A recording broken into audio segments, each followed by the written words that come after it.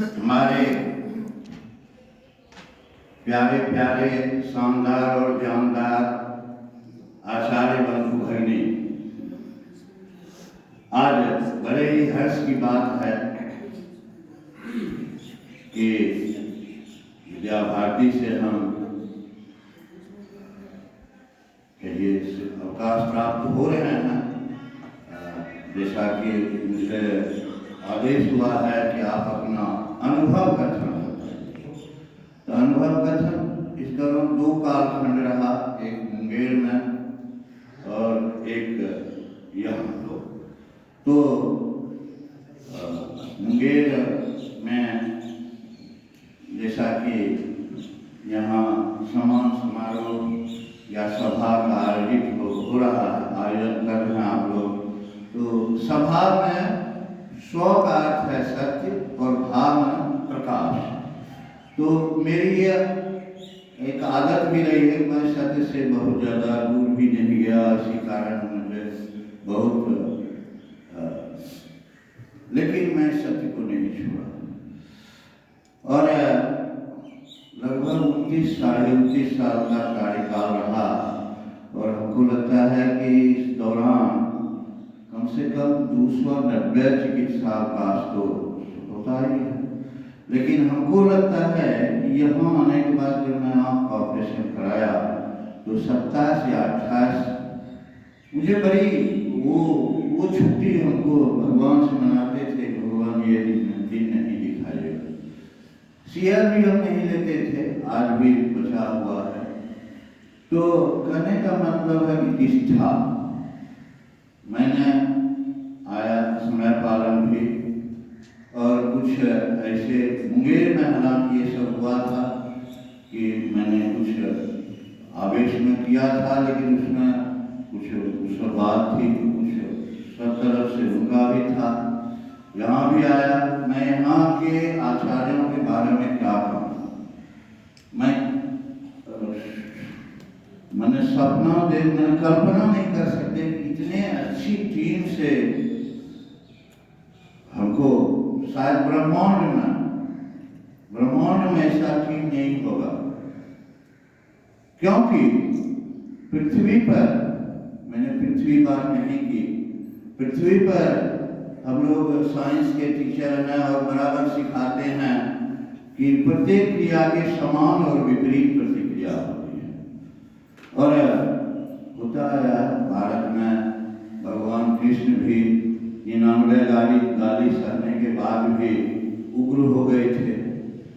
भगवान राम भी कहे थे सज्जन को लात जब मारा तो सजा दे दिए थे। लेकिन यहाँ के आचार्य जब हम आए तो एक विचित्र बात देखते थे कि बुजुर्ग हैं और उनको किस तरह से होता था, घर में उसमें नहीं जाना चाहता, लेकिन मैं ये करना चाहता था, इतना वो सहनशील, वो छू तक नहीं करते थे। और मैं आज भी अपने मित्रों से नतमस्तक हूँ। मैं बराबर कहता था कि मैं भाई नहीं चल सकूंगा ऐसा व्यवहार, इतना नहीं, उन्होंने हमें भी शांत कर दिया और मैं बराबर हट जाता था। और ये मैं अपने साथियों के लिए कहूँगा कि शायद अगर हम यहाँ नहीं आते तो इतनी अच्छाई हमें नहीं आती। और एक घटना मैं और बता देता हूँ, काहे कि आप लोग बहुत 9 बजे आए होंगे और कहते हैं कि 1 घंटे का सभा जो होता है धर्म यानी धर्म, और 2 घंटे का अधर्म और 3 घंटे का धर्माधर्म। तो हम 2-4 मिनट और कहेंगे, आपका कीमती समय बर्दाश्त करिए थोड़ा। तो ये हुआ क्या कि एक दिन हम जा रहे थे, एक कर्मचारी हम बहुत गुस्सा गए, आप लोग क्या देखते हैं विद्या, हुआ क्या? तो एक चित्र दिखाया, उसमें बच्चे भी सो रहे हैं, आचार्य भी सो रहे हैं।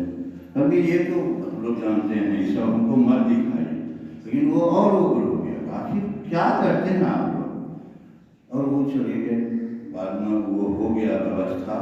तो मेरा ये कहना, मैं समझ गया कि शिक्षा के इस मंदिर में केवल हम लोग शिक्षक ही नहीं, जो हम लोग शिक्षक नहीं कर पाए हमारा एक कर्मचारी उसको रोक दिया। तो ये बहुत बड़ी बात है।